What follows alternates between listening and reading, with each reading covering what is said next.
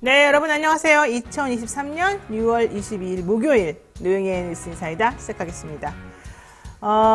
어제 하지였는데 비가 좀 많이 왔었잖아요. 오늘은 좀 날도 깨끗하고 조금 선선한가 싶기도 하면서도 좀 더울 것 같은 예감도 들고 좀 복잡한 날인 것 같습니다. 자, 어쨌든 오늘 또 하루 한번 힘차게 문을 두드려 보겠습니다. 세상을 향한 우리의 외침이 얼마나 잘 먹혀 들어갈지요. 오늘 방송 내용 간단하게 정리를 해드리면요. 이진아 기자와 함께하는 뉴스픽 준비되어 있고요. 이어서 이슈 삼합 시간에는 김필성, 이신장식 변호사와 함께 여러 가지 정치 현안 짚어보는 날입니다. 사실 목요일 날 변호사 3명이 하는 이 코너 되게 재밌고 다른 데서 사실 듣지 못한 여러 가지 법률적인 쟁점들을 말씀드리기 때문에 반드시 들어주셨으면 하는 개인적인 바람이 있습니다. 자, 생방송 중에 궁금한 점 있으면 언제든지 댓글로 남겨주시고요. 지금부터 노영의 뉴스 인사이다 본격적으로 시작하겠습니다.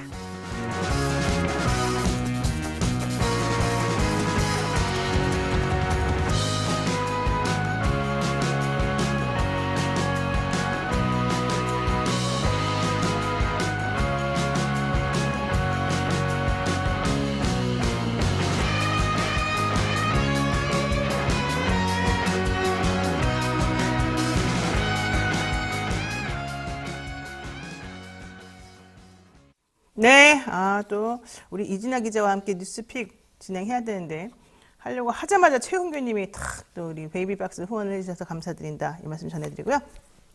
바쁜 아침 오늘 꼭 이것만 알아야 됩니다라고 저희가 엄선해서 알려드리는 뉴스픽 시간입니다. 오늘은 이진아 뉴스토마토 기자와 함께하겠습니다. 안녕하세요. 안녕하세요. 네. 와, 안 그래도 저 이거 좀 궁금했었는데 어제 윤 대통령 엑스포 PT 사우디에서 먼저 발표를 하고 그 다음에 우리 발표 순서였는데 그 중간에 여러 가지 해프닝이 있었던 겁니다. 그러니까 사람들이 전부 다 이거 뭐 지각이야 또 대통령 나가서 이랬는데 대통령실은 아니야 이러면서 화를 내고 있어요. 자, 설명 좀 들어볼까요? 네, 현지 시간으로 20일 윤석열 대통령이 프랑스 파리에서 열린 국제박람기구 행사장에 지각했다는 의혹이 제기됐습니다. 이날 행사의 영상을 보면 사우디아라비아가 먼저 PT를 끝낸 후에 우리나라 발표자들이 보이지가 않았습니다. 그래서 행사를 진행하던 진행자의 당황스러운 모습이 비춰졌는데요. 이후에 행사 담당자 직원의 손짓과 함께 홍보 영상이 먼저 상영됐습니다. 이를 두고 일각에서는 윤 대통령이 지각한 것이 아니냐는 의혹을 제기한 것입니다. 그리고 뭐 단순히 그냥 홍보 영상이 먼저 잠깐 나왔다가 또 뭐 끊어주고 이것도 문제지만 화면을 보면은 그 진행하는 사람이 문을 막 자꾸 쳐다보는 거예요. 네. 그러니까 본인들은 일단 당연히 나올 거라고 생각했었던 것 같아요.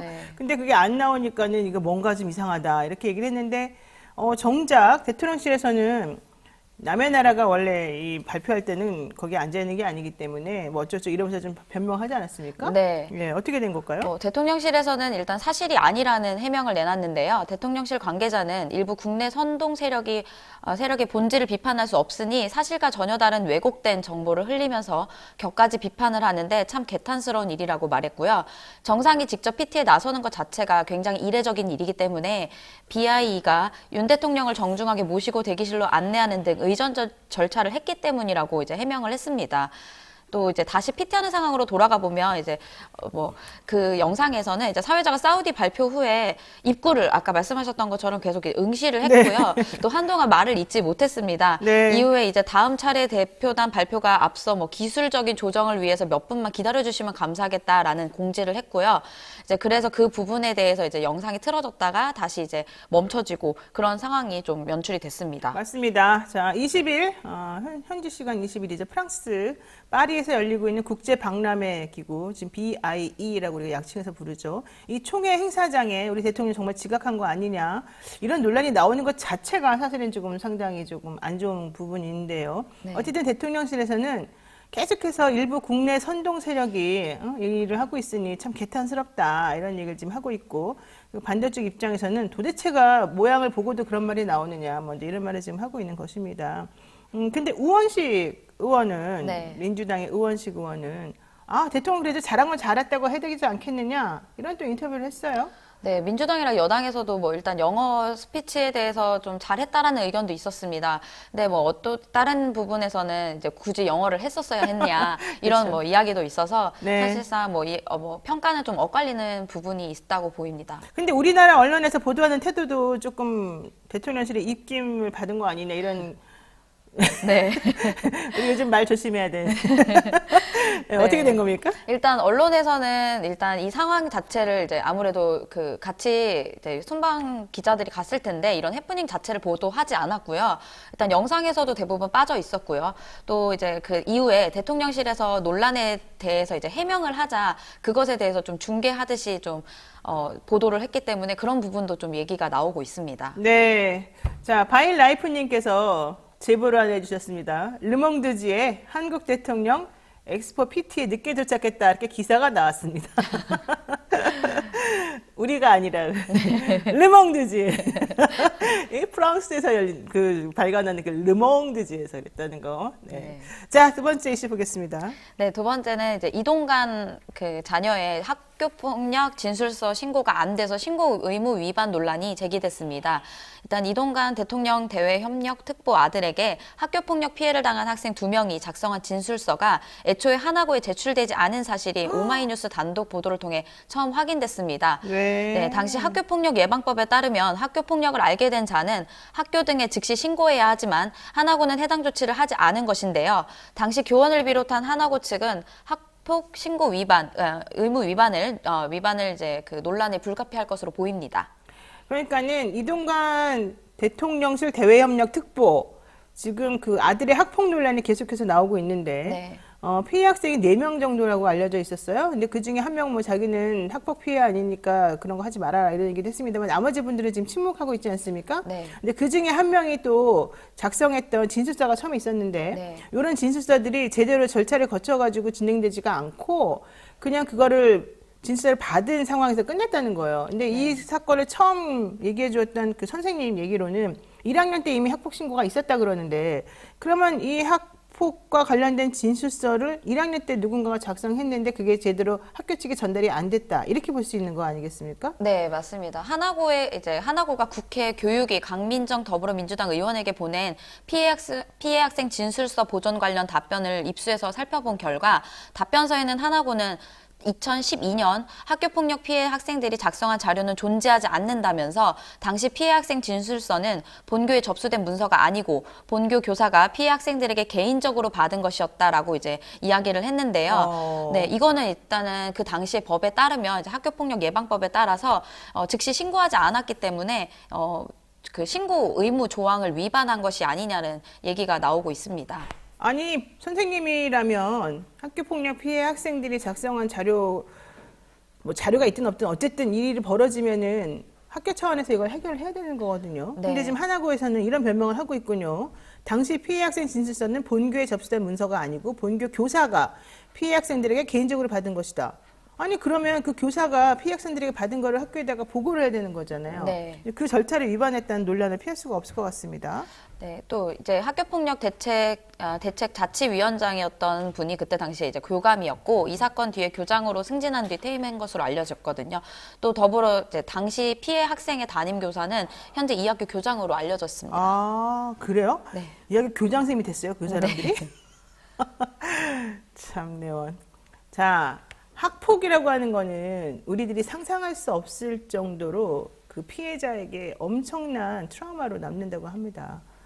가해를 아무렇지도 않게 저지르고도 아버지의 사회적 지위가 높다는 이유만으로 그냥 무사하게 넘어가고 아무리 피해를 호소하더라도 아무도 도와주는 사람이 없다 그러면 그 사람들이 지금 사회에 나가서 얼마나 힘들게 이 사회가 정의롭지 않다는 걸 알면서 얼마나 무력감에 빠지겠습니까?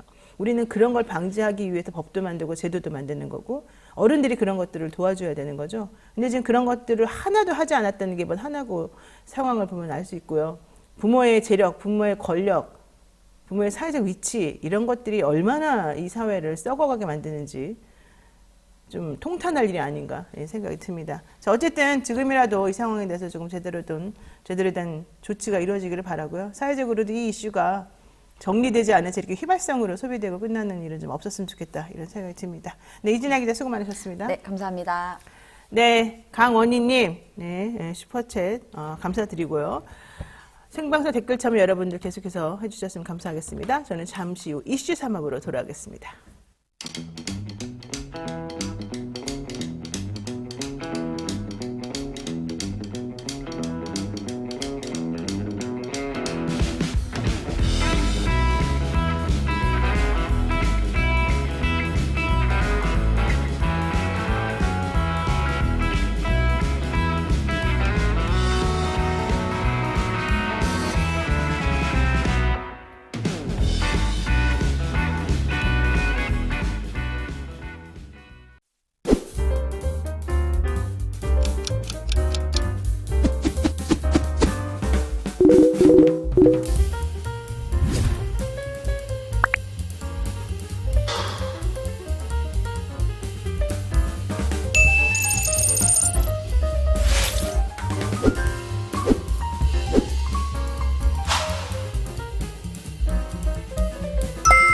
그리고 뒤에 아니요 도시에 또 들어갑니다. 또 일정 기간 국적 관계없이 다시 시험 볼 수가 없잖아요. 그러면 민법으로 간다.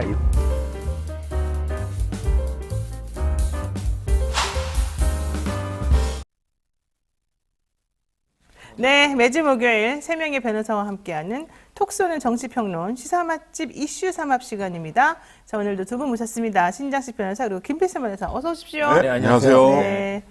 아유, 반갑습니다. 이 두 분만 보면 뭔가 안심이 되고. 나 혼자만의 생각일까요? 네. 그래요? 혼자만의 생각이에요? 그럼 뭐 다른 사람들은 불안합니까? 안심이 되죠. 안심이 되고 뭔가 막 이렇게 푸근하고 막 내 편이 온 것 같고 이러네요. 이러면 안 되는데. 자, 첫 번째 이슈부터 보겠습니다. 노조 탄압 중단 등을 요구하며 분신하고 숨진 민주노총 건설노조 간부 그 양희동 씨 연결식이 어제 있었습니다. 돌아가신 지 50일 만에 열린 건데요. 어제 이재명 민주당 대표 참석해서 고인을 추모했습니다. 잠시 관련 영상 보고 이야기 나눠보도록 하겠습니다. 성실하게 살아온 노동자가 정부의 부당한 조치로 사망했음에도 이 정권은 일말의 반성도 책임도 지지 않습니다. 그 비정함에 분노를 느낍니다. 노동자를 국민이 아니라 제거해야 할 대상으로 보고 있습니다. 정당한 노동권을 부정하고 노동인권을 탄압하는 정부는 존재할 이유가 없습니다. 네, 노동자를 제거해야 될 대상으로 보는 정부. 이야, 이 정말 끔찍하고 예전에 우리 영국에서 산업혁명 처음에 있었을 때 사람을 그냥 기계의 일부로 부속품으로 보고 죽어나가거나 다치거나 말거나 신경도 안 쓰고 오로지 이 결과물만 가지고 평가했던 이 자본주의의 끔찍했던 과거가 있습니다.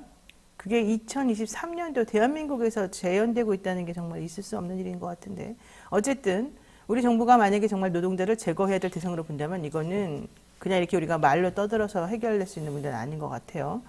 그래서 그러지 않을 거라는 믿음을 가지고 그러지 않을 거라는 희망을 가지고 제가 좀 얘기를 하고 있습니다. 하지만 어쨌든 이재명 대표는요. 노동자를 제거해야 될 대상으로 보는 정부 그래서 노동인권은 탄압하는 정부라고 한다면 존재할 이유가 없다. 이런 얘기를 좀 하고 있는데요. 다시는 이런 비극이 일어나지 않기를 바라면서 두 분께 한 말씀 부탁드리겠습니다. 우선 김필선 변호사님. 제가 알고 있기로는 공식적으로 노동자를 제거해야 될 대상으로 본 거는 그 천공스승이 그러셨던 걸로 알고 있고요. 천공스승 노동자 필요 없다 이런 거죠? 뭐 없어질 거라고 말씀을 하셨던 걸로 알고 있고요. 뭐 정부가 그렇게 공식적으로 얘기한 적은 제가 없었던 걸로 알고 있습니다. 근데 노동자 문제에 대해서 한 가지 제가 하고 싶은 말이 뭐냐면요. 노동자란 무엇인가에 대해서 좀 생각을 해볼 필요가 있어요. 그러니까 여기 지금 사실 정부가 이렇게 노동자를 제거해야 될 대상으로 생각하는 게 아닌가라는 의혹을 받는 이유 중에 하나가 네. 노동자를 매우 좁게 그렇게 해석하는 그런 경향 때문인 것 같기도 하거든요. 근데 노동자는 그냥 근로기준법상으로도 임금을 목적으로 임금 받고 사는 사람은 다 노동자입니다. 그렇죠. 월급 받고 사는 사람은 다 노동자고요. 법적으로도 그렇고 개념적으로도 자기의 그 노동을 제공해서 그 노동으로 먹고 사면 다 노동자예요. 그 기준으로 보면 대한민국에 노동자 아닌 사람 찾기 드뭅니다. 그러니까 사실 노동자를 그 제대로 대우하는 거, 그리고 노동의 가치를 인정하는 건 단순히 뭐 특정 직업군의 사람들을 이렇게 우대해주는 그런 게 아니라 대다수의 국민들, 대다수의 서민들을 우대한다는 뜻이에요. 그러니까 노동자에 대한 그런 부정적 인식이나 뭐 이런 식의 공격들이 사실 뭐 특히 이 정권에서 뭐 그런 의혹들이 많이 불거지고 있고 결국은 돌아가신 분도 나왔는데 이런 애들이 다시는 없었으면 좋겠습니다. 네, 정말 다시 이런 일이 있으면 안 될 것 같은데 어떻게 보셨습니까?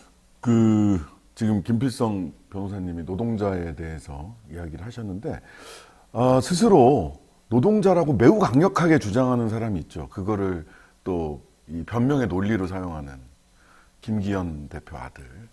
30명 스타트업의 회사원에 불과하다. 근데 120명 이끌고 오는 COO죠. 부사장격이에요, 부사장격. 돈 관리, 프로젝트 관리 다 하고 있는. 이 사람은 자기가 또 노동자라고, 회사원이라고 주장을 하면서 코인 논란에서 빠져나가고 있는데. 노동자가 아니죠, 그 사람은 사실. 그렇죠. 법적으로도. 그러니까 네. 사장에 준하는 경영자인데 경영자. 노동자라고 네. 주장을 하고 또 다른 노동자들은 없애야 될 이청공 씨께서 없애야 될 대상으로 생각하는 이런 모순된 그러니까 아무 말 대잔치를 하고 있다라는 생각이 들고 다음에 실제로 51일 만에 분신하신 지 어제 51일 만에 그 장례가 치러졌는데 변한 건 없어요. 하나도 안 달라졌어요. 하나도 달라지지 않았어요. 그런 장면들 때문에 분노하시는 분들도 많지만 또 한편 기운 빠져 하시는 분들도 많을 겁니다. 근데 그러지 마시라. 저는 너무 이렇게 막 나가는 것에 대해서 무감해지지도 말고 그렇다고 기운 빠져 하지도 말고 따박따박 천천히 이 예민한 감각을 유지하되 열폭하지 않은 가운데 가야 되겠다. 뭐 이런 생각을 다시 해봅니다. 맞는 예. 말씀인데 어제 신장식 변호사는 본인이 하는 라디오 프로그램에서 열폭하셨다는 제보가 들어와 있습니다. 그거는 열폭할 만해요. 조금 있다가 주제가 있습니다. 예. 알겠습니다. 자, 어제 사실은 노사정위원회에서 최저임금 논의를 하는 날이었는데요. 노측하고 사측하고 정부 측하고 9명 이렇게 해가지고 회의를 해서 7월 말까지 결정을 해야 되지 않습니까? 근데 여기에 노측에 근로자위원이 있어요. 그분이 누구냐? 김준영 금속노란 사무처장. 아이고. 지금 그 포스코 하청업체 사건 때문에 망루 7m짜리 망루에 올라갔다가 경찰로부터 곤봉에 맞고 지금 구속되어 있는 상태 아니겠습니까? 머리가. 네, 머리가 깨져가지고. 자, 이분이 근로자위원이에요. 그리고 한국노총은 지금 이 정부의 이 노동자에 대한 탄압 같은 것들을 이유로 해서 노사정위원회에서 빠진 상태입니다. 그런데 이게 지금 제대로 그게 아무 소용이 없다는 게 저는 참 끔찍한. 그러니까 무슨 행동을 해도 뭔가 반향이 있어야 되는 건데 이 상황이 왔는데도 불구하고 아무것도 지금 달라지는 게 없고 정말 우리를 무력하게 만드는 이 상황. 니네가 떠들든지 말든지 우리는 힘을 가지고 있으니 우리 마음대로 하겠다. 이런 태도, 이게 지금 정부가 우리 국민들에게 보여주는 태도인 것처럼 보여서 사실 많이 마음이 아픕니다. 어쨌든 여러 가지를 생각하게 하는 그런 날이었지 않나 생각이 듭니다. 자, 여러분들도 한번 우리가 정말 모두 다 우리 전부 다 노동을 하고 이 세상을 살아가는 사람이라는 거 잊지 마시고 누가 얼마나 이렇게 무슨 왕도 아니고 봉건 시대에 무슨 성주도 아니고 영주도 아니고 왜 이렇게 계급 논란과 이런 것들 때문에 이런 마음을 개인적으로 가지면서 이 사회를 이상하게 바라보는지 참 이해가 안 갑니다. 자, 본격적으로 이슈 한번 시작해 보겠습니다. 오늘은 이슈 삼아 우리가 보통 오프닝 할 때 인상 깊었던 장면 하나씩 꼽아주세요 하는데 이번에는 뭐 그럴 필요도 없어요. 우선 윤 대통령 프랑스 파리 얘기를 한번 해보겠습니다. 대통령 PT 잘했다. 뭐 또 지각이냐 논란들이 많은데요. 우선 총평을 한번 들어볼까요? 우선 대통령의 PT 내용 어떻게 보셨어요? 제가 영어를 잘 못해서요. 잘 알아듣지도 못했고요. 굳이 이렇게 영어를 왜 하는지 진짜 자국민이 이해가 안 못 가요. 알아듣는 PT를 굳이 하실 필요가 있었을까? 그게 네. 대한민국 대통령이 영어 실력으로 뽑는 것도 아니고 영어 능력으로 뭐 이런 것도 실무를 담당하는 것도 아닌데. 솔직히 법조인들 영어 진짜 못하는 거 우리 다 알고 있지 않습니까? 네, 그래서- 옛날 요즘은 물론 아닐 수 네, 있겠지만. 그래서 뭐 사실 말씀하신 거 제가 직접 알아듣고 뭘 하진 못했고요. 뭐 이렇게 뭐 다른 건 모르겠어요. 여러 논란들이 있었고 아까도 이제 그 보도 뉴스픽하면서 얘기가 나왔는데 뭐 본인이 스스로 대통령께서 본인이 제1호 영업사원이라고 강조를 하셨으니까 네. 영업 잘 하셨으리라고 믿고요. 뭐 영업 결과로 얘기해야 되는 게 아니겠습니까? 결과를 지켜보면 될 것 같습니다. 근데 지금 우리 뭐 세 나라 중에서 거의 꼴등이라고 뭐 결과는 어제도 발표 나왔더라고요. 저도 이제 그 기사는 봤는데 그 제1호 영업사원께서 영어로까지 그렇게 PT를 직접 하셨는데 뭐 결과가 좋아야 되지 않을까 싶어서 한번 좀 지켜볼 생각입니다. 네. 신 저는 변호사님. 보면서 네.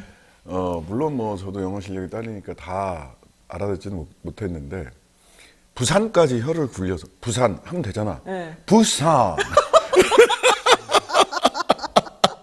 저 그게 너무 웃겼어요. 아니 실제로 부산이라는 한국말 발언을 못하는 외국인들이 부산 그러면 아 부산인가 보다 이렇게 할 텐데 대통령이 See you 부산. 부산 is ready. 그렇게 해야 됩니까? 이야. 그냥 진짜. 정확하게 아니 부산이 정확한 발음이 아니잖아요. 네. 그거는 부산이라는 한국 발음을 그 고유명사 아닙니까? 그렇죠. 예. 신장식, 부산, 서울 다 고유명사잖아. 네. 그걸 왜 굳이 정확하게 한국어 발음을 못하는 미국 영어를 사용하는 사람들의 발음으로 해야 돼요? 세울 이래야 돼? 부산 is ready. 근데 그게 너무 웃겨가지고 이야. 너무 빵 터졌어요, 진짜. 빵 터지네. 네. 귀복 땡쫑님께 특이하네. 한국말이나 더 잘하셨으면 어떨까 이런 얘기도 하셨고 엉겅키님께서 파리에 갔으면 파리 말로 하시지 왜 영어로 하십니까? 이런 말 하셨고. 그래요. 거기 앞에 그 사무총장이나 행사 진행하는 분들은 다 불어로 했어요. 그러니까요. 행사 진행은 불어로. 네. 햇들날님께서는 프랑스에서 영어로 연설하는 거는 타국 대통령이 우리나라에 와서 일본말로 연설하는 거 아니겠습니까? 이런 말씀하셨는데. 그 다음에 이제 제가 열폭한 포인트는 네. 뭐였냐면 그게 뭐 지각인지 아니면 단순 해프닝인지 모르겠어요. 그래서 그 동영상에서 이제 그 사무총장, BIE 사무총장이 쭉 얘기를 하는 거를 불어로 얘기를 하길래, 프랑스 유학하고 그쪽에서 이제 뭐 학위 다 받고 온 친구한테 그 동영상을 보내주고 뭐라고 그러는지 얘기를 들어봐라. 그 다음에 그 분위기와 태도, 톤앤 매너 이런 것까지를 다 포함을 해라. 해서 봐라. 그랬더니 너무너무 정중하고 아주 딱 빈틈없는 단어를 사용해서 굉장히 빡친 목소리로 이야기를 한다는 거예요. 뭐 그래서 하여튼 추정할 수 있는 바가 있는데 네, 뭐예요? 추정을 한번 해보죠. 아니 근데 그거는 이제 말할 수 조금 없어요? 더 주변을 더 봐야 될 거 직접적인 그 단어나 이런 건 없다는 거예요. 어휘나 직접적으로 누구를 탓하는 이게 주최 측을 탓하거나 또는 대통령 측, 윤 대통령 측을 탓하는 어느 양쪽을 다 탓하는 것 같기도 하고 아무도 탓하지 않는 것 같기도 하고 하여튼간에 뭐 하여튼 죄송하다 다시 시작할 수밖에 없다 뭐 이런 얘기를 했다는 거예요. 예, 그런데 만약에 본인들 잘못이면 우리 잘못이라고 말했을 텐데. 근데 애매하대요. 하여튼 굉장히 외교적 언사를 사용했대요. 근데 문제는 저는 이걸 보도하는 언론의 태도 때문에 제가 어제 그 하이킥에서 빡이 쳤던 거예요. 왜냐하면 이게 어제 그제 밤에 있었던 거예요. 현지 시간, 우리나라 시간으로. 그리고 동영상이 돌기 시작한 저도 어제 아침부터 봤어요. 이 동영상. 맞아요. 커뮤니티에 돌아다니고 지각이다 아니다 이런 논란이. 근데 기사가 단 한 군데서도 안 나옵니다. 그러고 나서 첫 기사가 대통령실 해명 기사로 나옵니다. 해명만 먼저 나오죠. 이렇게 해명. 근데 해명 기사에 선후 관계도 막 틀리게 나왔어요. 즉 동영상 오프닝 동영상 나오고 중간에 대통령이 들어와서 중단되고 다시 시작했잖아. 근데 대통령이 들어와 앉아 있는 상황에서 오프닝 동영상이 나오다가 다시 중단되고 뭐 이랬다라고 하는 식으로 나왔어요. 일단 선후 관계가 틀려요. 그 다음에 해명 기사가 1보가 그런 거 아니다. 지각 안 했다. 2보가 선동꾼들이 곁가지 가지고 비판한다라고 해서 그렇게 커뮤니티에서 그걸 보고 이런저런 비판을 하고 판단을 하던 사람들을 전부 다 선동꾼 내지는 선동꾼의 노란한 사람으로 이렇게 규정하는 대통령실 그렇죠. 기자가 그냥 나와요. 근데 저는 현장에 전용기 타고 간 기자들 뭐 하고 계세요? 그 현장에서 그 현장의 분위기 지각이면 지각이다. 지각이 아니면 아니다. 현장에서 판단했을 거 아니에요. 그러니까 기자들이 추가 갔으면 취재했을 거 아니에요. 기자들이 갔으면 그런 걸 보도를 해줘야 되는데. 그러라고 가는 거 아닙니까? 전용기 타고 가가지고 그런 전용기 건 안 타고 한다는 가고 거죠. 가서 그 보도를 왜 안 하고 있냐는 거예요. 확인 취재해서 그 측에다가 물어보고, BI 측에다, 주최 측에 물어보고, 무슨 일이 있었다. 아, 이거 지각이 아니라면 아니라는 해명 기사를. 그렇죠. 지각이라면 지각이라고 하는 현장 확인 기사가 있어야죠. 아무도 안 썼어요. 첫 보도는 대통령실 해명을 중계하는 기사예요. 해명을 중계하면서 그 해명이 맞다 틀리다. 거기에 대한 확인도 없어요. 이게 무슨 기사입니까? 이게 무슨 언론이고. 왜 거기 가셨어요? 네. 그건 말이 안 되는 겁니다. 그래서 한편으로는 짠해요. 왜, 우리 다 이해할 수 있잖아요. 왜 언론사는, 기자들이 짠하지.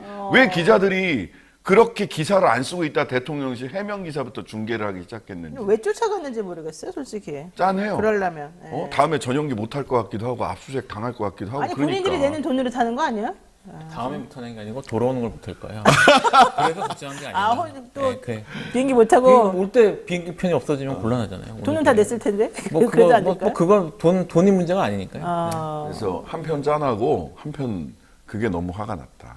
그리고 이게 대한민국의 언론의 지형이고 언론의 공기와 밀도와 바람의 방향이 네. 언론계에 이렇게 불고 있다. 그러니까요, 참요. 자, 또 이 얘기도 있습니다. 언론에서 어제 또 시끄럽게 했던 기사가 뭔지 아십니까? 뭐 대통령 연설 내용도 아니었고요. 믹스커피 차담회, 블랙핑크. 야, 마크롱 여사가 블랙핑크 얘기하더라. 돌아와요 부산항 틀었다더라. 이 얘기가 사실은 더 시끄러웠어요. 이건 뭡니까 도대체가? 원래 하던 거 하고.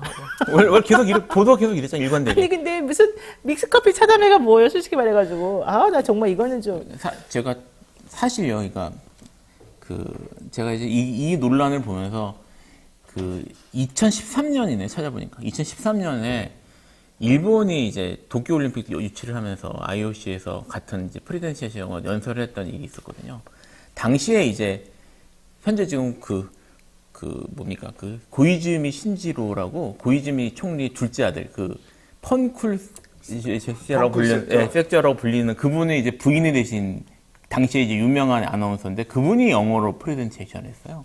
이제 그 생각이 났는데 그분이 영어로 프레젠테이션을 하면서 일본의 손님에 대한 환대를 오모테나시라고 부른다고 하더라고요. 오모테나시라는 유창한 영어로 오모테나시라는 개념을 설명을 하면서 당신들 우리가 이렇게 환대할 것이다라고 연설을 했어요. 그리고 나서 언론들이 그 오모테나시를 그 해의 밈으로, 그러니까 유행어로 밀려고 엄청 푸시를 했는데 너무 밀어내서 일본 내에서 좀 논란이 있었대요. 뭐 이렇게까지 하냐. 뭐 이게 억지로 이렇게 막 이렇게 유행 만드는 게 어디냐고 말이 있었는데 그때 이제 그 이야기를 그래서 그 후에 외국 사람들이나 뭐 외국에서도 오모테나시가 약간 좀 웃기는? 그러니까 뭐 저렇게 약간 그런 처럼 쓰였는데 네. 차라리 그걸로 비아냥거렸으면 좀 저거는 고급스럽다라는 생각을 했어요. 지금 너무 어렵게 지금. 그러니까 무슨 말은 지금 이게 이슈가 뭐 예를 들어 뭐 그런 식으로 무슨 윤석열 대통령이 프레젠시한 한 그런 것들에 대해서 뭐 그걸 이슈를 가지고 그렇게 만드는 게 아니라 믹스커피 두유노 김치하고 사실 비슷한 거의 비슷한 두유노 김치 그다음에 블랙핑크. 근데 뭐 외국 사람들이 믹스커피를 좋아한다니까 이렇게 또 신경 써서 했나 보죠? 그때 싸이도 미국 사람을 좋아했어요. 그러니까. 저는 이 홍보 컨셉을 잡은 대통령실 직원 수준들이 진짜 아이고 해고해야 된다고 생각합니다. 그러니까요. 이게 외국을 향해서 하는 것일 수도 있는데 이거 사실은 국내 홍보용이잖아요. 파리에 가셔서 마담 김건희 여사가 부산 다방에서 믹스커피를 대접했다. 이렇게 되는 거 아닙니까? 파리니까 마담 김건희 맞잖아요. 위험해요. 거기까지만 하셔야 될 것 같아요.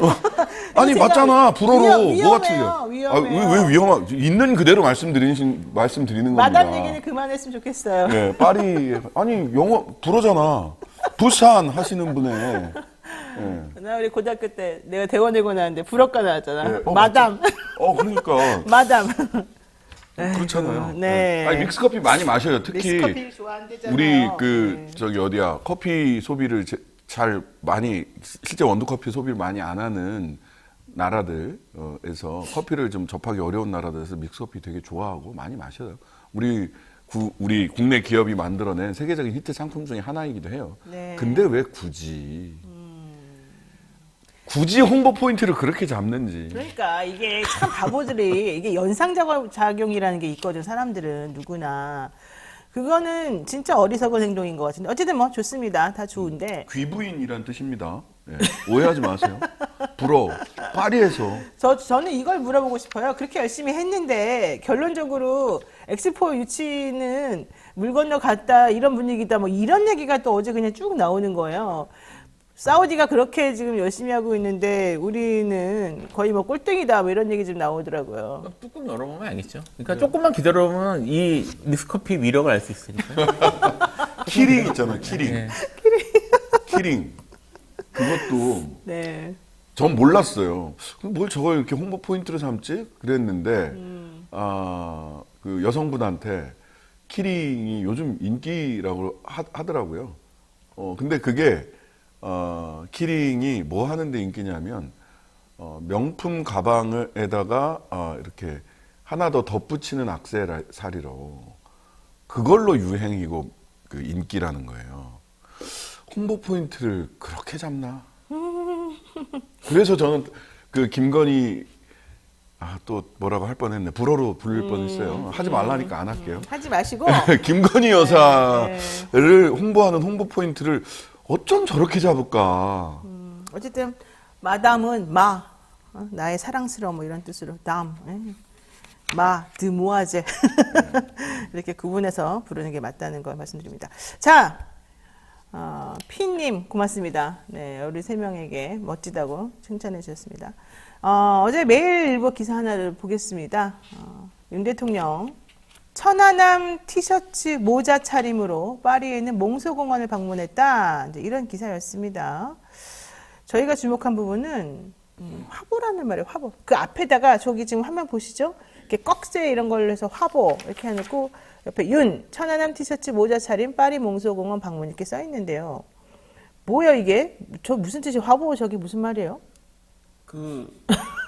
뭘 하고 싶은 건지 모르겠는데. 사실 이제까지 계속 화보가 아닌가라고 사람들이 지적을 했던 그런 그 사진들이 대부분 김건희 여사를 찍은 거였거든요. 근데 이번에는 윤석열 대통령께서 찍으셔가지고. 그러니까 지금 저게 대통령실에서 강조하고 있는 홍보 포인트라는 거 아닙니까?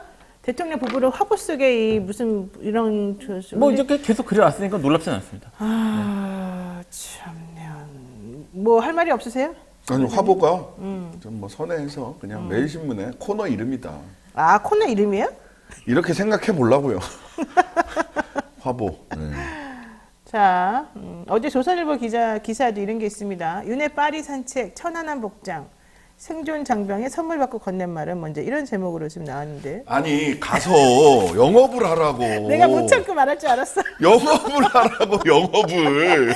결국 못 참네. 근데 보세요. 네. 뭐 결과는 곧 나오겠지만 이런 겁니다. 지금 사우디하고 이탈리아하고 한국하고 이렇게 부산과 하여튼 이렇게 경쟁 중이잖아요. 네, 로마와. 네, 부산과 로마와 그건 한국 발음이네. 원래는 롬이죠. 아니 난 한국 발음을 할 수밖에 없지. 근데 사우디하고 요즘 사이가 제일 좋은 데가 어디예요? 미국이에요? 원래 페트로달러 시스템이라고 해서 석유는 전부 다 달러로 결제하게 하면서 미국하고 사우디가 완전 딱 달라붙어가지고 세계 경제 패권을 쥐고 있었잖아요. 진짜 미국 잘한다니까요. 그런데 그거 페트로 위안 시스템으로 지금 변해 가고 있잖아요. 예. 바이든이 사우디까지 날아가가지고 뭐 이거 좀 어떻게 서로 잘 도와서 이렇게 그랬는데 단칼에 거절하고 갔잖아요. 그런 다음에 페트로 위안 시스템으로 가고 있어요. 그러면은 사우디를 누가 지금 지지해요? 중국이 지지하고 있고요. 그 마크롱 가가지고 지금 뭐 블랙핑크 얘기하는 게 뭐가 중요합니까? 프랑스도 사우디를 지지하고 있거든요. 공개적으로 얘기했어요. 공개적으로 얘기했어요. 남미 쪽도 전부 다 쏘리 코리아 이번엔 사우디야. 네. 남미 쪽도 그러고 있죠. 아프리카 쪽도 그럴 가능성이 커요. 왜냐하면 중국이 워낙 아프리카, 남미 이런 쪽에 영향력이 강력해요. 맞아요. 그리고 지금 일본 다음에 중국이 지금 엑스포 하려고 한다는 거 아니에요. 근데 한국이 부산이 되면 일본, 한국, 중국 이렇게 되니까 중국 입장에서는 동아시아 3국이 계속해서 엑스포를 하는 것에 대해서 부정적일 수 있기 때문에 한국이 빠지기를 원하고 있어요. 그래야 다음에 자기들가 할 수 있거든. 그렇지. 그럼 이 국면에서 지금 이 티셔츠 입고 껄쩍껄쩍 돌아다닐 때냐고. 죄송한 말씀이지만 중국을 설득해야 되는 겁니다. 중국한테 가서 영어로 부산 이럴 게 아니라 중국이랑 관계를 부산 엑스포를 위해서라도 중국을 설득하고 자 동아시아 3국으로 쭉 밀고 가보자. 오히려 이걸 컨셉으로 만들어보자. 내가 확실히 다음에 중국을 지지하겠다. 지금 태도로 봤을 때 중국이 한국이 우리를 지지하겠어? 이렇게 생각을 하겠어요. 우리 확실히 동아시아 3국이 똘똘 뭉쳐서 일본, 한국, 중국 쭉 한번 해보자. 이런 신뢰를 갖겠어요? 아니, 그 문제 해결 안 하고 네. 가서 네. 믹스커피 타고 천안함 티셔츠 입고 다니고 부산 이래 쌓고 그렇게 해서 되는 게 아니라는 아니 근데 겁니다. 저는 진짜 이상한 게 보세요. 왜 천안함 티셔츠랑 이 옷을 입고 거기 가서 부산 엑스포 유치하자 그래요? 사람들이 보면은 천안함 북한하고 그때 그랬던 위험한 이런 생각이 더 드는 거 아니에요? 아니, 왜 저 옷을 입고 가서 저렇게 이건 해요? 그냥 국내용이에요. 거기는 못 알아듣지 이게 뭐야 이거. 대통령이 티셔츠에 모자 입고 껄렁껄렁 돌아다니네. 아니 그러면 국내용이면 더 웃기죠. 왜 국내용으로 저런 복장을 해요? 프랑스 파리까지 가가지고 우리한테 하고 싶은 말이 뭐예요? 대통령이 저 옷을 입고 국민들에게 하고 싶은 말이 정확히 뭐예요? 그럼 메시지가 있을 거 아니에요? 너무 깊이 생각하시네요. 평소 하던 대로 하는 거예요. 아니 이런 거 대통령실에서 원래 홍보 이런 거 담당하고 옷 담당하는 사람들이 다 하나부터 10가지가 다 계산해가지고 우리들에게 보여주는 모습일 텐데 아무 생각이 없다는 뜻일까요? 아니 이 생각만 하는 거지. 대북 적대시 정책을 통해서 그러니까 똘똘 지금 그걸 할 때가 아니잖아요. 멸공의 뭐 이거. 횃불 아래 전 국민이여 단결하라고. 여기에 한마디라도 거드는 놈 있으면 전부 다 선동 세력. 소금 사재기 선동 세력 있다. 수능 불안감 부추기는 선동 맨날 세력 있다. 가짜뉴스라고 그러고 괴담자라고 그러고. 지각 선동하는 선동 세력 있다가 다 선동 세력이야. 그러니까 우리 대한민국 절반은 선동 세력이고 절반은 선동에 놀아나는 사람이야. 아 진짜 그러네. 대한민국 사람들이 참 바보네.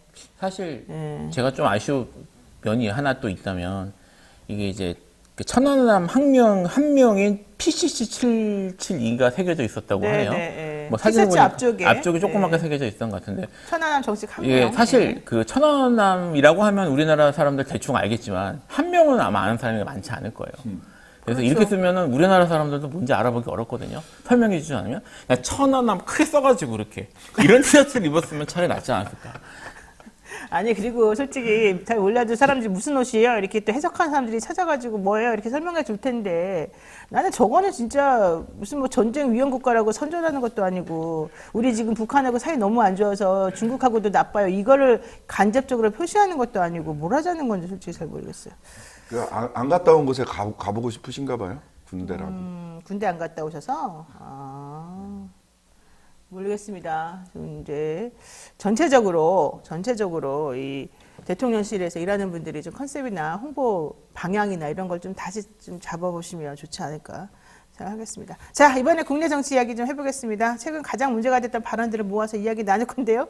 아이고 어떻게 이번에도 첫 번째 주인공이 대통령이네. 우리 대통령 너무 좋아하는 거 아닙니까?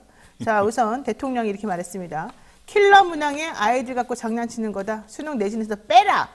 와, 대통령 수능 발언. 왜 수능을 건드렸는지부터 시작해가지고 좀 할 말이 진짜 많아요. 신 변호사님 어때요? 잘못 건드렸지. 진짜요? 잘못 건드린 거 맞아요? 올해 수험생이 45만 명 정도라고 이야기를 합니다. 네. 45만 명의 가족들까지 포함하면 최소한 그 사람들만 한 150만 되겠죠. 그렇죠. 예. 올해 수능 보는 45만 명은 내년에 첫 투표하십니다. 좋아할까요? 아니 그렇다고요. 내년에 첫 투표하세요. 수능 보는 45만 명은. 아니, 그러니까 수능이라고 하는 거가 킬러 문항 빼고 나면은 이제 사교육도 없어지고 애들이 행복하게 변별력도 좋아가지고 아무 문제 없이 잘 되는 거죠? 공부 잘하셨으니까 대답 좀 해보세요.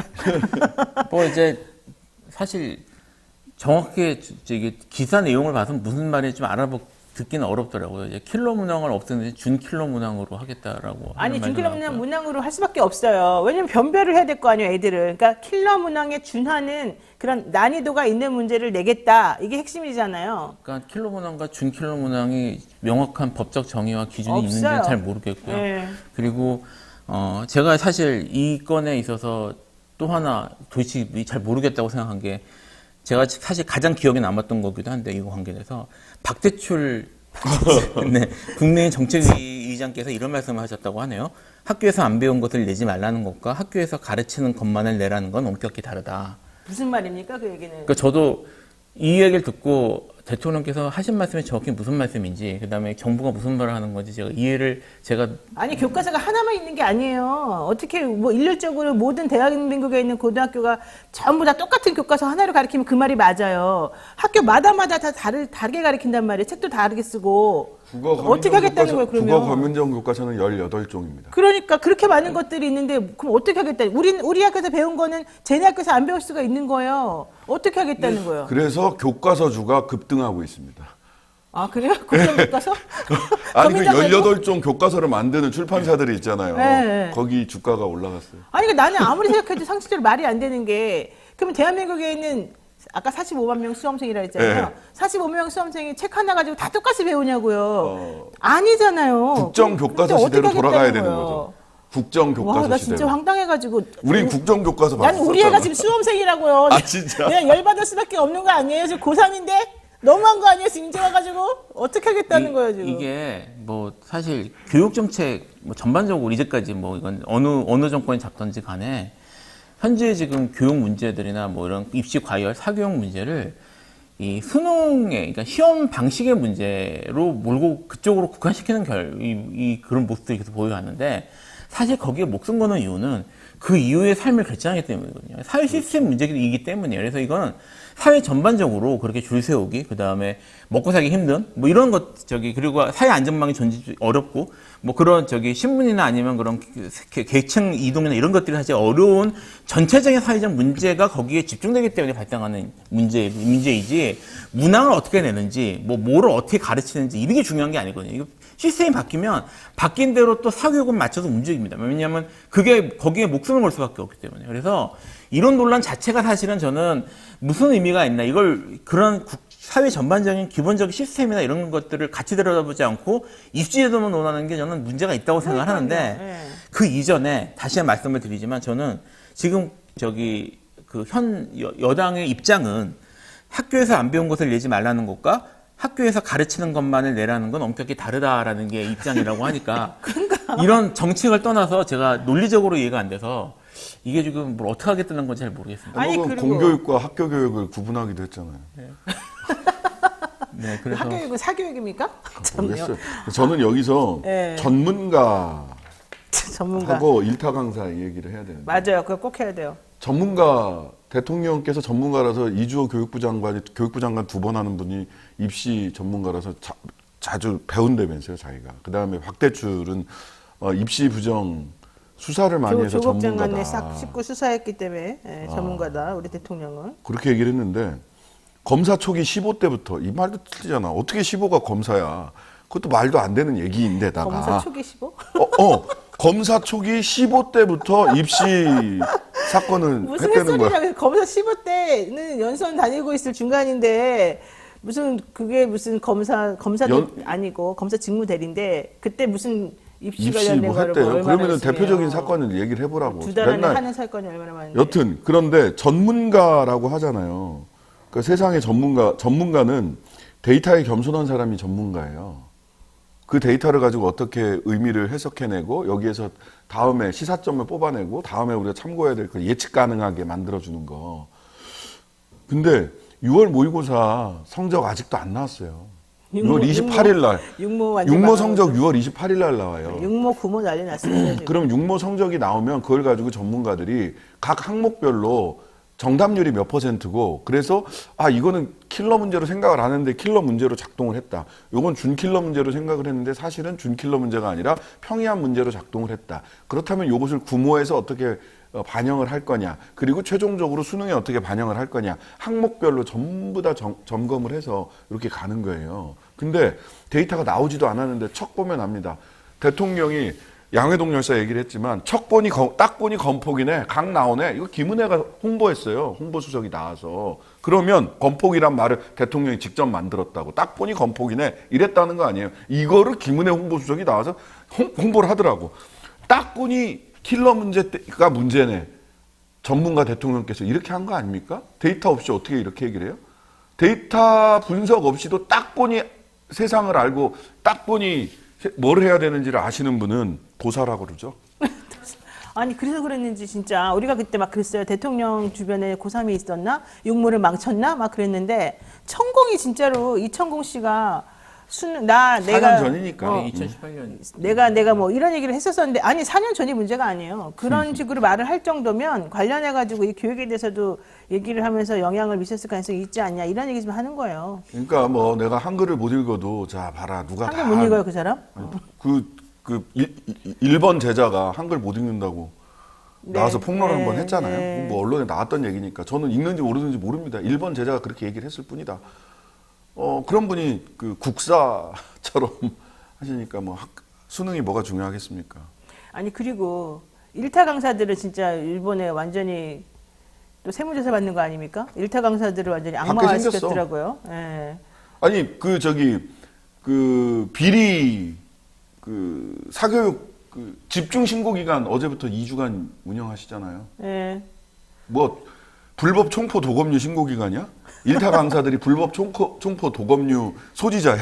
그러니까 무슨 말 한마디 했다가 전문가로서 이거는 좀 부적절한다 이런 말은 이렇게 얘기했다고 해서 지금 댓글 부대 몰려가가지고 막 공격하고 대한민국에 있는 정치하는 사람이 막 김기현 대표 막 악마화시키고 야 이거 나는 진짜 이철규 무서워서? 사무총장이 인터뷰하는데 쓴 말을 보고 저는 야 무슨 말이 비판을 할 수 있어요. 일타 강사 보면 이제 위화감도 생기고 사실 그럴 수 있어요. 근데 비판을 하더라도 앞뒤가 맞는 말을 해야 되는데 사교육 일타 강사는 매점 매석하고 초과이윤을 하는 무슨 말도 안 초과이윤? 초과이라는 게 말이 나오는 초과이윤이 그리고 진짜 전혀 모르는 게 일타 강사들은 그 수강료를 비싸게 받는 게 아니에요. 같은 수강료에 수강생이 많은 거예요. 사람들이 많이 가는 거예요. 그분. 온라인으로 보고 오프라인에 수강생이 많아서 단가는 똑같아요. 거기 어떻게 초과이윤이 나와요?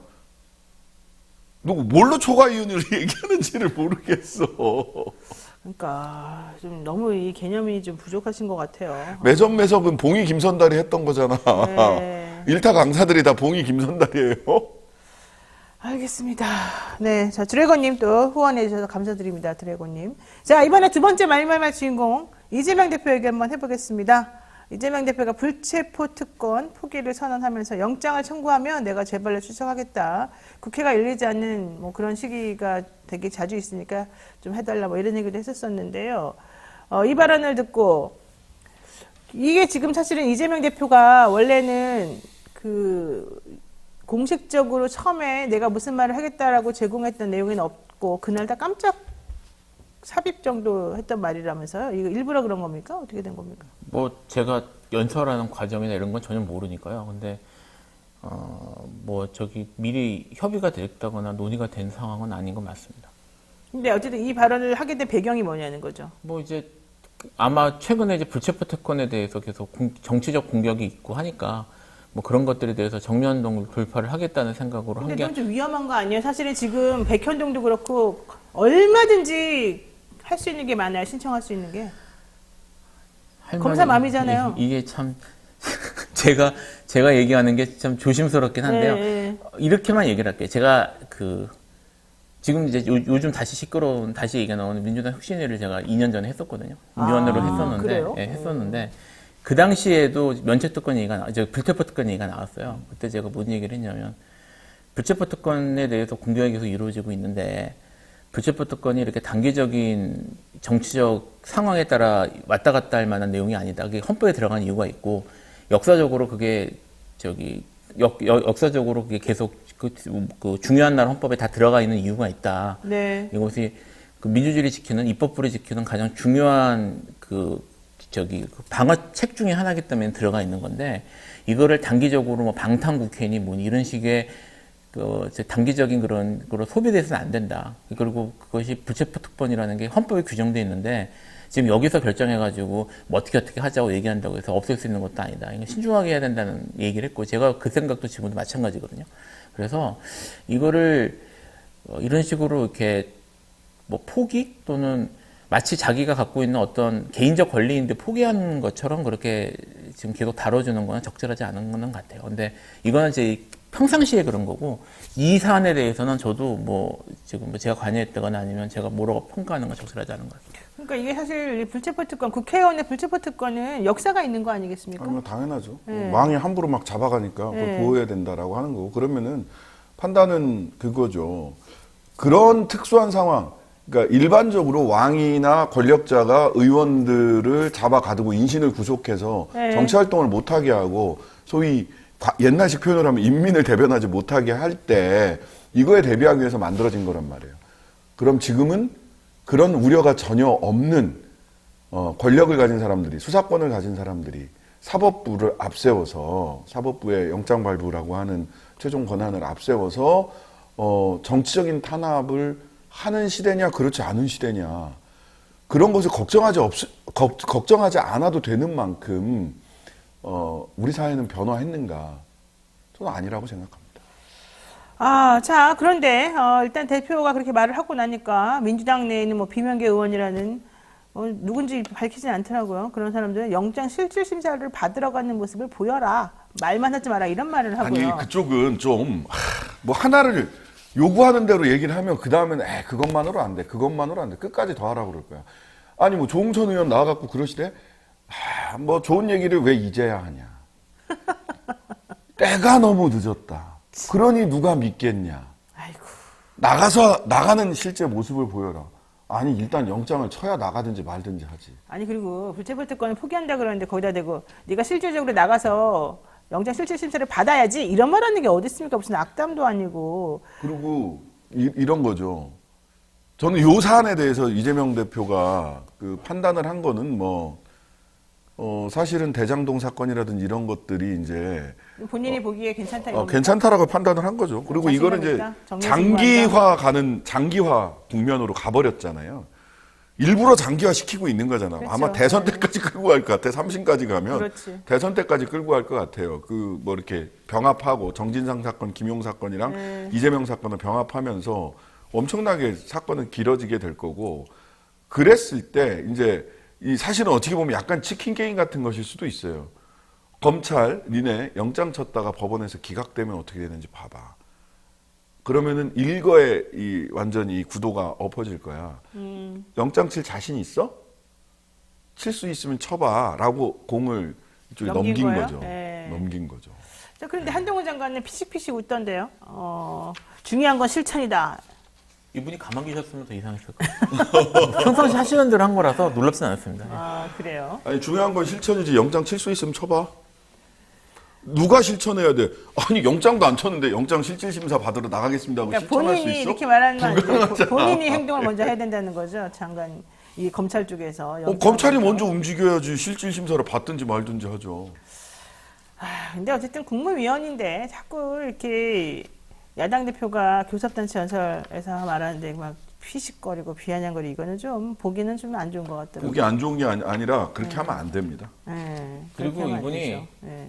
저기 법무부 장관 지위를 잡고 있는데요. 지난 정권에서는 그렇게 말씀을 많이 하셨던 분께서 법무부 장관은 다시 얘기하지만 영장을 치거나 쳐라 말아요. 관여할 수 있는 수가 권한이 없어요. 없어요. 네. 하면 안 되거든요. 근데 지금 이분은 담당 검사가 나와서 얘기하는 것처럼 얘기를 해요.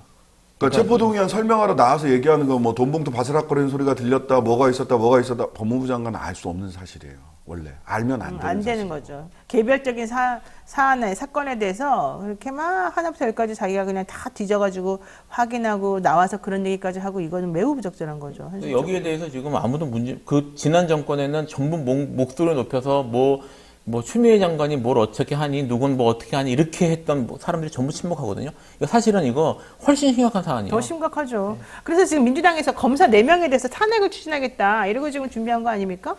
뭐 탄핵 추진한다고 하더라고요. 되겠습니까? 김용민 의원이 했던데 저는 네. 근거와 될지 안 될지는 뭐 모르는 문제고요. 가봐야 아는 건데 근거와 그다음에 시기, 김봉현 접대받은 검사, 네. 뭐 이런 라임 접대 관련해서. 라임, 김봉현 씨 라임 접대받은 검사, 뭐 이런 국민들의 분노가 99만 원 세트잖아요. 말을 하자면 국민들의 분노가 있죠.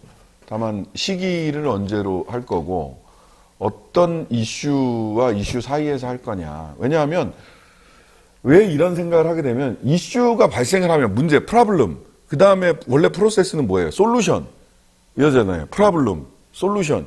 요게 정상적인 회사에서 업무 처리할 때 그 방식이잖아요. 프로세스잖아요. 네. 프로블럼. 무슨 뭐 이렇게 X표로 눌러도 뭐가 이게 내가 원하지 않는 창이 계속 뜨는 버그에 걸린 것 같은 방식으로 국정 운영을 하기 때문에 네. 프로블럼은 하나 더 얻는 게 아니라 솔루션으로서의 탄핵안이 되어야 한다라는 생각은 듭니다. 그래서 자, 어쨌든, 시기와 근거를 잘 예. 판단해야 된다. 지금 이제 김영민 의원이 대표 발의를 지금 하고 있는데 대표적으로 행동을 하고 있는데 라임 사태 핵심 인물인 그 김봉현 전 스타모빌리티 회장에게 술접대 받았던 검사 3명 그리고 간첩 조작 사건 피해자 유우성 씨 이 사람을 보복 기소했던 검사까지 해서 4명에 대한 탄핵 소추안 발의에 착수했다는 겁니다. 라임 접대 검사들은 모두 불기소 처분 받거나 1심에서 무죄를 선고받았었죠. 자, 탄핵소추 안에는 민주당 소속 의원 50명의 이름이 지금 들어가 있다고 하는데 검사에 대한 탄핵은 국회 제적의원 3분의 1 이상의 동의로 발의가 되고 제적의원 과반수 찬성으로 의결이 되는 거죠. 과반의 과반이니까 사실은 뭐 괜찮죠. 과반도 아니고 3분의 1에 또 2분의 1이니까. 그러니까 사실은 가능성이 좀 있는데 이게 또 결과가 어떻게 나올지는 잘 모르겠습니다. 어쨌든 뭔가 지금 민주당이 사실은 조금 많이 달라진 모습을 보이고 있다. 이재명 대표도 정면 승부하는 모습을 좀 보이는 것 같고 또 의원들도 뭔가 이 검찰이나 이런 무도한 정권이라고 얘기하면서 여기에 좀 뭔가 결연히 맞서겠다 이런 의지를 좀 보이고 있는 것 같습니다. 저는 근데, 민주당 혁신위원회 뭐 이렇게 한다고 하는데 뭐 여러 가지 이 혁신의 과제 그것도 나는 웃겨. 공천혁신 하겠다니까 비명계를 몰아내는 수책이다. 아니 정당이 선거 앞두고 공천개혁, 공천혁신 얘기 말고 뭘 혁신을 해요? 비대위, 선대위 다 가면 전부 다 공천혁신, 국민들에게 어떤 새로워진 공천의 모습을 과정과 절차 그리고 그 혁신적인 공천을 통해서 혁신적인 사람들을 공천을 했느냐. 국민들은 그거 봐요. 강령 바뀌고 이런 거 보는 게 아니에요. 네. 왜냐하면 정치는 항상 인격화해서 국민들 앞에 다가가기 때문이에요. 그렇잖아요. 네, 맞습니다. 그런데 공천 혁신하겠다 그러니까 비명계를 몰아내는 수작이다. 아이고. 아니 그런 얘기는 내놓고 하는 게 아니에요. 실제로 그런 의사가 있다, 그런 의도가 읽힌다고 하더라도 혁신의 방향은, 혁신의 원칙은 이렇게 가야 됩니다. 이렇게 얘기를 하는 거지. 왜 우리 혁신위원회 만들래매. 그래서 만들었더니 네. 우리 몰아내려고 하는 거지. 공천 혁신이라니. 그럼 공천 옛날 그대로 그냥 국으로 그냥 가면 국민들이 혁신했다고 보여집니까? 아니, 공천 혁신 해야 돼요, 민주당. 공천 혁신 해야죠. 우리가 바깥에서 보기에도 해야 돼. 저는 예. 비명이고 친명이고 간에 내년에 지금 민주당이 169석이에요. 원래 거의 179석, 180석 됐죠. 그렇죠. 그러니까 야당 내지는 뭐 이렇게 하면 거의 180에 가까워요. 근데 저는 잘 생각하셔야 된다고 보는데 친명계든 비명계든 다수파 전략할 겁니까? 소수파 전략할 겁니까? 지금 나오는 얘기들이 친명이고 비명이고 다 소수파 전략의 한 길로 가자라고 하는 것으로 저는 자꾸 보여요. 언론이 자꾸 해주잖아요. 그런 소수들의 말을 마치 다수있냐. 네, 그렇게 얘기를 해서 건강한 비명은 친명 다 쓸어내고 우리끼리, 친명은 비명 다 쓸어내고 우리끼리. 그럼 어떻게 돼요? 민주당은 150석 아래 단단하고 작고 단단한 정당이 된다. 물론 그게 더 필요하다. 그게 대선에 더 유리하다. 이렇게 생각하는 분들도 있을 수 있습니다. 뭐 저는 생각이 다릅니다. 네. 다수파 전략을 어떻게 펼칠 것인가를 저는 혁신위원회에서 내야 된다. 네. 단단한 중심을 만들되 이것을 다수파 150석 이상으로 야당이 민주당뿐만 아니라 플러스 알파 야당 전체가 150석 이상이 될 수 있는 최소한 150석 이상이 될 수 있는 가능하면 뭐 발의가 가능한 200석이 될 수 있는 다수파 전략을 수립을 해야지 민주당 내부에서 내가 공천을 받니 안 받니만 갖고 싸우는 건 아이고. 국민들 보기에는 한가하다. 자, 그런데 송영길 대표도 지금 되게 전투적으로 변했어요. 송영길 대표가 물론 이재명 대표의 불체포 특권 포기 선언에 대해서 그렇게 하지 마라. 이래가지고 검찰하고 어떻게 싸우냐 이런 얘기도 했지만 한동훈 장관을 겨냥해서는 증거조작 검사다 이런 얘기를 지금 하고 있지 않습니까? 어떻게 보세요, 이 송영길 대표의 이런 강경 노선에 대해서? 지금 이제 본인이 사실 본인도 좀 걸려 있잖아요. 더 실려 있고 어쨌든 본인 전체 생명에 걸려 있는 상황이라고 돈봉투 사건 사건이니까 본인 목소리를 높이고 이렇게 할 수밖에 없는 상황이라는 걸 좀 감안해야 될 거는 같아요. 근데 이제 전반적으로 근데 직접적으로 막 검사가 증거 조작했다 이렇게 말하는 건 어떻게 그거는 보는 거예요? 그러니까 뭐 사실 확실한 증거가 있지 않으면 태블릿 PC 얘기도 하고 막 그랬어요? 그러니까 그 이야기는 저는 적절하지 않았다고 생각을 하고요. 그건 매우 적절하지 않았고요. 그 태블릿 PC에 대해서 얘기한 것은 지금 솔직히 저는 말씀을 드리면 송영길 전 대표가 지금 보이고 있는 이런 뭐 투쟁 방식 또는 정치적인 액션들이 매우 그렇게 적절해 보이진 않습니다. 적절해 보이진 않는데 뭐 어쨌든 뭐 이제 그 민주당 지지자들이 보기에는 어쨌든 워낙 지지자이 민주당에 좀 지지부진한 모습을 보였는데 뭐라도 하고 있으니까 좀 긍정적으로 봐야 되는 게 아니냐 뭐 이런 식으로 보시는 분들도 있는 것 같아서 뭐 열심히 하시는 건 좋은데 좀 효율적으로 그 다음에 지금 말씀하셨던 무슨 뭐 태블릿 PC 증거 조작이나 이런 것들은 좀 자제했으면 좋겠다는 게 개인적 생각입니다. 그거는 그냥 앉은 걸 변희재 둘이 하면 되잖아. 오늘 저녁에 뉴스 아이킥에서 직접 여쭤보도록 하겠습니다. 송영길 대표 출연하십니다. 오늘 나오시는군요. 네. 굳이 변희재 대표의 말을 인용해가지고 태블릿 PC 많이 진짜. 화가 나 계신 거지. 그건 인간적으로는 이해는 되는데. 근데 야당의 대표였던 분이라 좀 그렇습니다. 자, 세 번째 말말만 주인공 우리 김기현 국민의힘 대표 얘기 한번 보겠습니다. 김 대표 진짜 무슨 선거 나오냐 뭐 이런 얘기 나올 정도였는데 국내 중국인 참 말도 그렇지 않습니까? 국내 중국인이라 표현도 좀 그런데 우리나라 국민에게 투표권 주지 않는 나라에서 온 외국인에게 투표권 주지 않는 게 맞다. 건보 먹튀 맞겠다. 이게 지금 여당 대표가 이 타이밍에 할 말인지, 그리고 솔직히 말해서 건보에 관련해서 그런 말 하면 안 돼요. 사실관계 다 틀려가지고. 일단 뭐 건보하고요. 이제 외국인에 대해서 나온 대표적인 그런 잘못된 친화가 두 개죠. 이제 건보하고 그다음에 범죄율인데, 건보는 외국인 기준으로 해서 우리가 흑자를 아마 한 3천억 대? 뭐 그 정도 네. 흑자를 보고 있고요. 최근 통계는 2020년에 5천억인가 그래요. 예, 흑자를 보고 있고요. 뭐 이제 외국인 통계자 그분들 진짜 건강보험을 제대로 다 내고 있어요. 일하면서. 다 내고 우리가 지금 건강보험 흑자를 보고 있고요. 그다음에 그렇게 외국인으로 낙인 찍는 것도 좀 웃기지 않아요?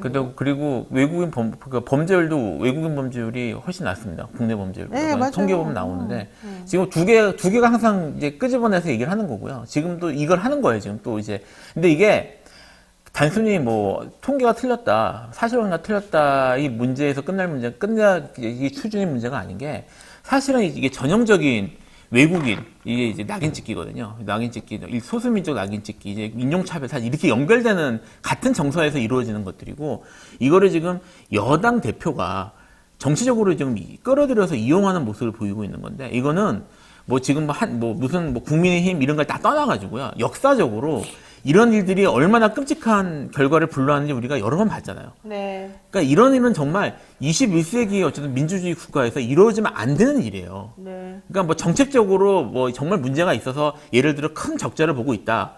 구조적 문제가 있다라면 바로 잡아야죠. 근데 그런 사실관계에 대해서는 제대로 된 이런 걸 하는 것도 아니면서 네. 이거를 중국인 문제가 있다, 뭐가 문제가 있다는 식으로 던지는 건 정말 심각한 문제입니다.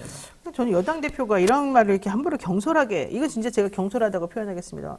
경솔하게 하시는 거는 정말 이해가 안 됩니다. 외국인 건보는 흑자고요.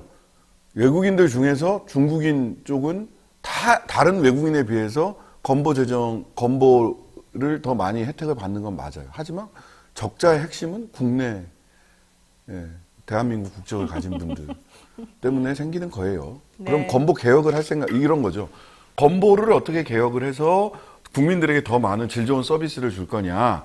건보에 대한 국민들의 불만은 중국인을 악마화시켜서 사교육비에 대한 국민들의 걱정, 교육에 대한 국민들의 걱정은 일타 강사들을 악마화시켜서 오염수에 대한 걱정은 괴담 유포자들이라고 민주당이나 또는 시민사회단체나 이런 사람들을 찍어서 악마화시켜서 그러니까 이제 먹잇거리를 하나씩 던져주는 겁니다. 자기들이 책임져야 될 것에 대해서 악마를 하나씩 이거 물고 뜯고 씻고 맛보고 놀아?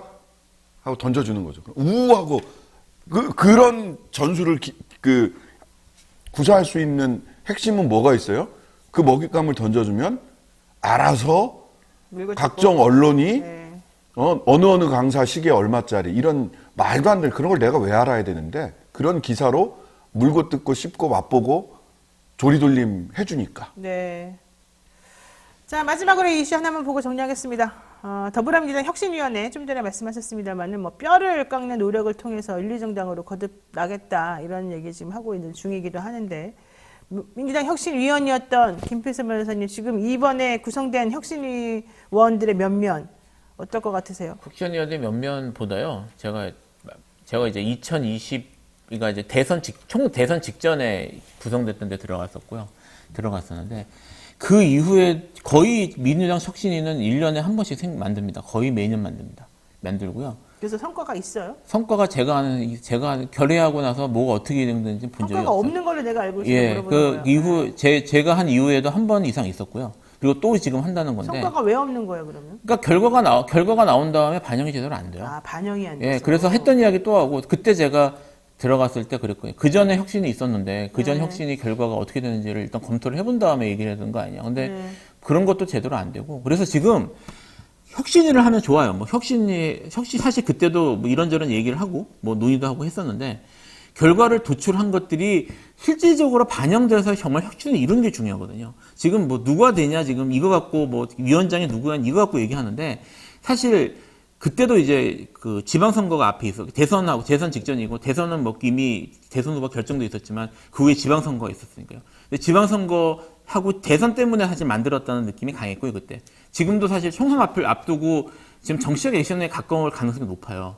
그러니까 정말 혁신을 할 거면 그 전에 혁신위원들 엄청 쌓여있을 거 아닙니까? 거의 매년 했다고 그랬으니까. 그런 것들에 대한 제대로 분석이 있어야 되고, 어떻게 실행되는지를 반성한 다음에, 그 다음에 제대로 된 혁신안이 나와서 실천하는 혁신위가 됐으면 좋겠습니다. 그래요? 어떻게 보십니까? 이 다음에 이제 선대위가 혁신위에서 안을 짜면 이 선대위가 그걸 실행을 어떻게 할 거냐. 실행 가 안 중요하다고 해야 봐요. 아니, 그러니까 선대위가 잘하느냐의 문제예요. 결과적으로. 혁신위의 안을 실행하는 거는 최고위원회하고 선대위입니다. 결과적으로. 선거 앞두고는. 최고위원회와 선대위가 혁신위원회 안을 얼마나 실행해낼 수 있을 거냐. 그러니까 일상적 혁신안은 최고위원회에서 바로바로 실행을 해야 되는 거고요. 그 다음에 네. 공천개혁은 선대위에서 결과적으로는 실행을 하게 돼 있거든요. 하나만 말씀드리면, 제가 있었던 선대위에서 혁신에서 가장 결정했던 가장 이제 이슈가 됐던 게 동일지역 삼선근지였어요. 네, 근데 그거 안 하, 지금 의결해야 된 거 아니에요? 지금 동일지역 삼선연주는 현재 지금 룰에 들어가야 됩니다. 이제 어떻게 진행되는지 한번 보시죠. 그때 결의를 했고 원래는 어떻게 했냐면 아예 삼선금지 얘기 나오는데 그거는 이제 공무당민권 침해일 수 있으니까 동일 3선 이상쯤 되면은 단순 지역구에만 묶이지 않고 전 국가를 그러니까 전체를 보는 정치를 할 수 있어야 된다고 생각을 해서 여러 가지 그런 이유 때문에 동일지역 삼선 금지라고 얘기를 했던 거거든요. 그거 어떻게 되는지 한번 보시죠, 지금. 그러면 아마 어떻게 정말 혁신의 결과나 이런 것들이 어떻게 반영되는지, 그 다음에 기득권들을 어떻게 하는지 볼 수 있을 것 같아요. 봐봐라, 아무것도 안 될 거다. 이 얘기를 저한테 하는 거예요, 아니, 지금? 그런 건 한번 보자는 얘기입니다. 그런 거, 제가, 예. 어쨌든 별로 성공할 것 같지 않다는 지금 뉘앙스를 말씀하고 계십니다. 임 변호사님 별로 기대는 안 하기 하네요. 나름이라니까요. 최고위원회하고 선대위 문제라니까 혁신이 그 자체의 문제가 아니라. 혁신위는 해봤자 현실적으로 뒷받침을 안 해주면 아무 소용이 없는 거군요. 그렇죠. 무슨 권한이 있어요. 평상시의 골간은 선대위에서 의사결정을 하는 데는 최고위원회잖아요. 네. 그러니까 의사결정을 할 수 있는 최고위원회가 일상적으로 내오는 혁신 방안에 대해서는 최고위원회가 집행력을 담보를 해줘야 되고 공천개혁에 대해서는 선대위가 집행력을 담보해줘야 돼요. 네. 혁신위만으로 집행력을 갖지를 못하잖아요. 그러니까 혁신위가 뭔가를 막 칼을 빼들고 막 할 거다가 아니라 혁신위가 내온 혁신안을 최고위원회하고 선대위가 실제로 집행할 수 있느냐의 문제라는 겁니다. 알겠습니다. 민주당 관계자 여러분들, 혁신위가 성공하려면 현실적으로 이런 모든 것들이 뒷받침이 돼야 된다. 이 말이 되게 중요한 말인 것 같습니다. 자, 뼈를 깎는 아픔을 이겨내고 정말 다시 한번 태어나는 민주당이 되시기를 뭐 본인들이 원한다니까. 네, 일단 제가 생각을 해봤습니다. 자, 이리나님께서 또 후원해 주셨는데 감사드리고요. 자, 감사합니다, 이리나님. 오늘 여기까지 저희가 준비한 내용 정리해봤습니다. 여러분들 두 분 오늘 또 수고 많으셨습니다. 고맙습니다. 네, 감사합니다. 네, 자 오늘 방송 어떻게 보셨는지 궁금합니다.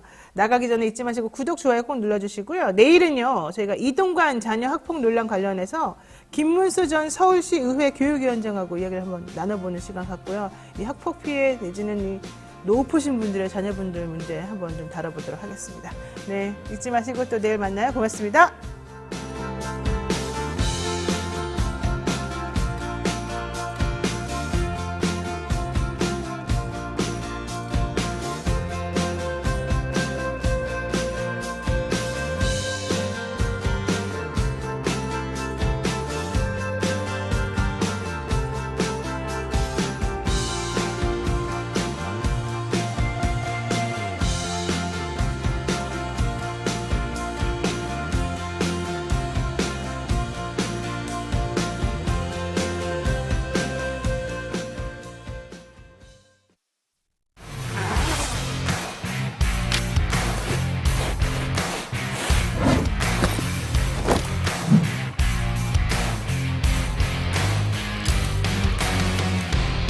주식 평가 방법이 사용되고 있어요. 다 들어봤죠, 이거? 이건 기본이잖아. 이거 모르는 사람 있어? 자, PAR. PAR 뭐야? 하는 거. 그치. 그게 주당 시장.